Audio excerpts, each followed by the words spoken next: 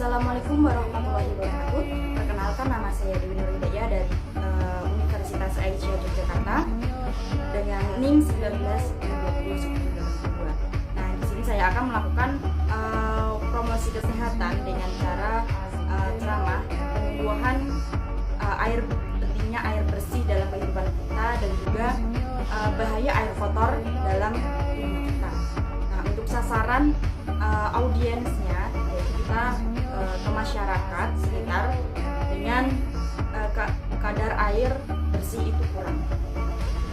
Untuk saya praktekkan dengan video berikutnya. Assalamualaikum warahmatullahi wabarakatuh. Waalaikumsalam warahmatullahi wabarakatuh. Oke, baik, perkenalkan, nama saya Dewi Nuridaya dari Universitas Aisyah Yogyakarta.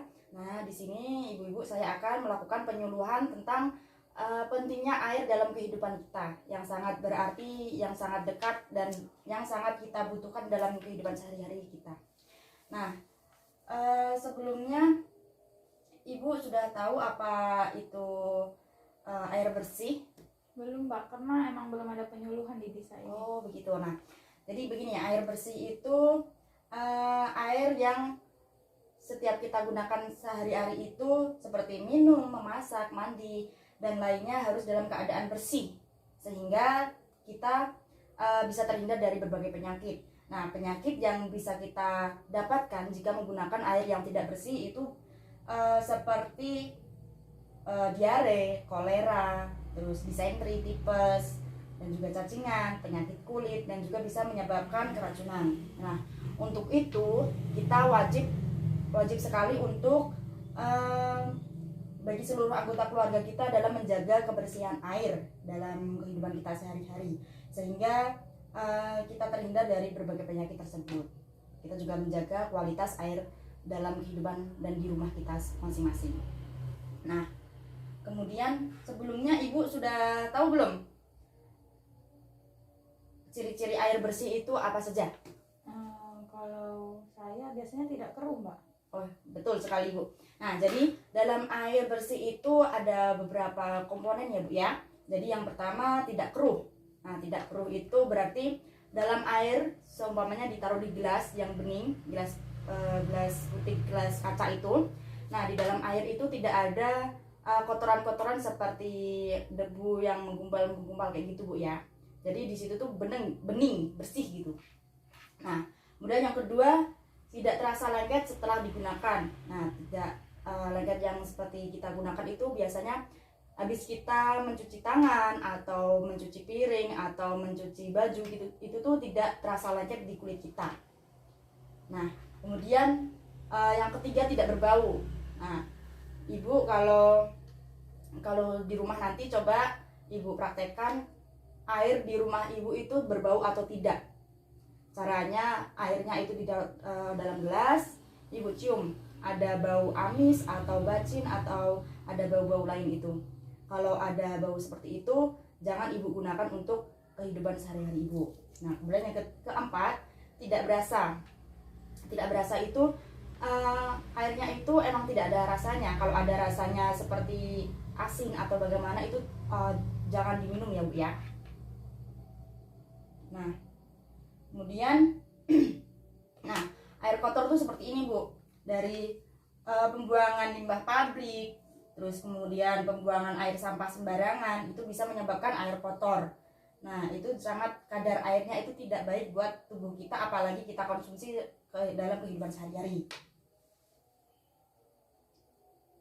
Nah, untuk ciri-ciri air kotor itu kebalikan dari air bersih tadi, yaitu yang airnya itu berbau, berwarna, terus memiliki rasa yang aneh, ya Bu ya. Iya, Mbak. Nah, kemudian tadi saya jelaskan kalau ada penyakit penyebab dari air yang kotor. Nah, penyakit pencemaran air itu biasanya ada kolera. Kolera itu disebabkan bakteri Vibrio. Nah, saat ibu atau keluarga ibu mengonsumsi air atau makanan yang makanan itu kotor, itu bisa air itu bisa terkontaminasi dengan bakteri tersebut sehingga bisa menyebabkan dalam tubuh kita itu kolera. Nah, tandanya yaitu diare, muntah, terus kram perut, dan juga sakit kepala. Nah, kemudian ada disentri. Disentri itu kayak ini ya Bu ya, kayak sering-sering sakit perut gitu loh Bu ya, sering ke kamar mandi kayak gitu. Oh, berarti sering ke mandi berulang kali gitu ya? Iya, terus sakit perut gitu, rasanya pengen BAB terus, hampir 11-12 sama diare gitu ya. Nah, kemudian ada yang hepatitis A. Sebenarnya banyak sih Bu penyakit-penyakit yang disebabkan air yang kotor. Maka dari itu kita harus menjaga kebersihan air. Nah, kalau semisal ada air kotor itu tapi di situ sudah tidak ada air bersih, bagaimana sih kita harus caranya untuk membersihkan air tersebut? Nah, untuk caranya yaitu kita bisa menggunakan cara filtrasi menggunakan alat. Di sini ada yang menggunakan cara yang tradisional dan juga ada yang caranya modern. Nah, yang tradisional itu biasanya menggunakan botol gede gitu ya Bu ya. Komponennya ada ini, ada paling atas itu air, terus kemudian di bawahnya ada kerikil, kemudian di bawahnya ada sabut kelapa, kemudian ada arang, terus kemudian ada ijuk, kemudian ada spons. Nanti air kotornya di atas sendiri sini. Nanti airnya dibersih Mbak? Ya, nanti bisa tersaring sendiri, melakukan filtrasi.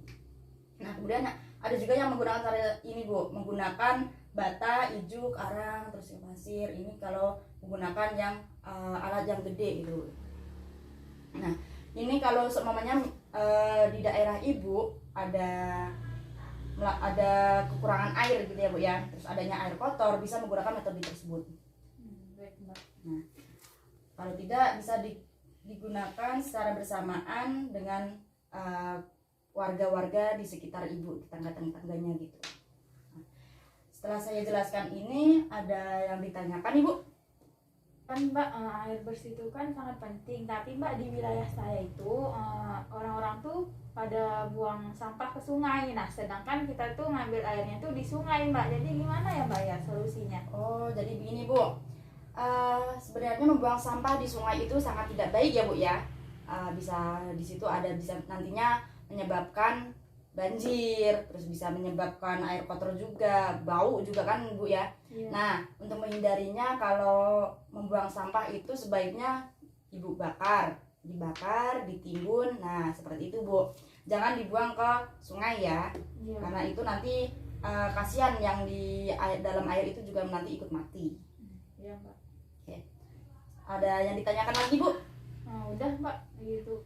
Oke. Kalau sudah tidak ada pertanyaan lagi, saya akhiri sekian ya Bu ya. Terima kasih atas perhatiannya dan waktunya. Wassalamualaikum warahmatullahi wabarakatuh. Waalaikumsalam warahmatullahi wabarakatuh.